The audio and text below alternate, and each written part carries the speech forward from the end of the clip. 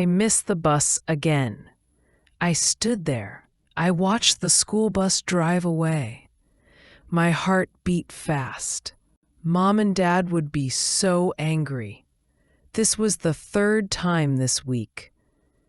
I looked at my phone. School started in 30 minutes. I needed to do something. I couldn't call my parents. They told me last time, no more missing the bus. I saw a taxi on the street. I raised my hand. The taxi stopped. Where to? The driver asked. He was a middle-aged man. Riverside High School, please, I said. I got in the back seat. I put my bag next to me. The taxi started moving. I looked out the window. I felt bad. I didn't tell my parents, but I was scared of them. They would be so angry. The school was far. It took about 20 minutes by car. I checked my phone. I still had time. I looked up. The driver was looking at me in the mirror. I felt strange. He looked at me again. My hands got cold. My heart started beating faster. Why was he looking at me? I looked out the window. We were not on the right road. This was not the way to school. I knew this area. We should be on Main Street, but we were on Park Avenue. I felt scared. Very scared. "Excuse me," I said. My voice was shaking. "This is not the way to school." The driver looked at me in the mirror again. I felt more scared. I had to say something. "What do you want?" I asked. My voice was loud now. "Where are you taking me?" The driver looked surprised. What?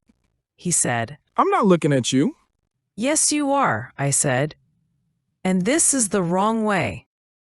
Listen, he said. His voice was calm. I'm not looking at you. I'm looking at the motorcycle behind us. "What motorcycle?" I asked. Look in the mirror, he said. The black motorcycle. It's been following us since the square. I looked in the side mirror. There was a motorcycle behind us, a black motorcycle. The person wore a black helmet. My stomach felt sick. I knew that motorcycle. "Oh no," I said quietly. "That's my ex-boyfriend."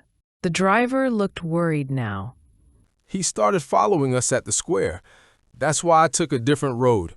I wanted to see if he would still follow us. "He wants to know where I live," I said. "He wants to know where my school is. He knows the area, but he doesn't know exactly where I live."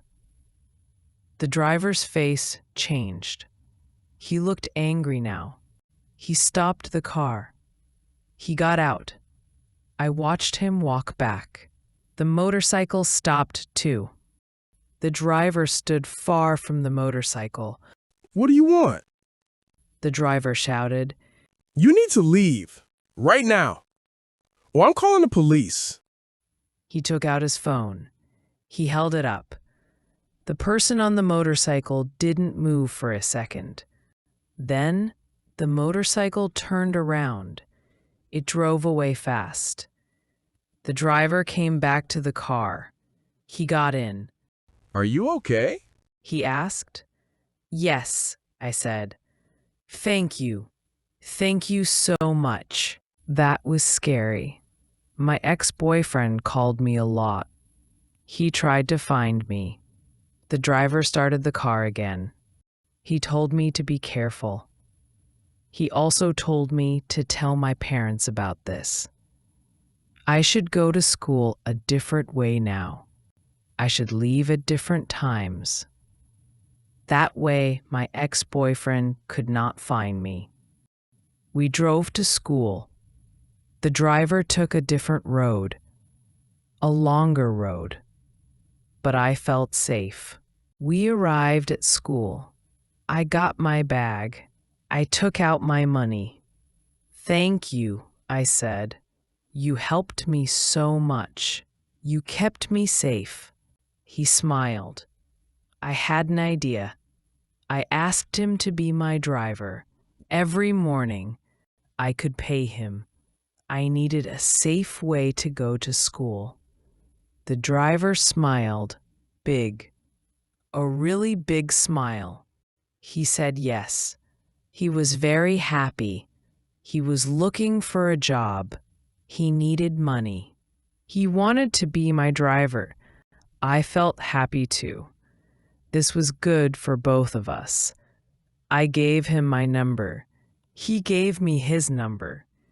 He asked me to tell my parents tonight.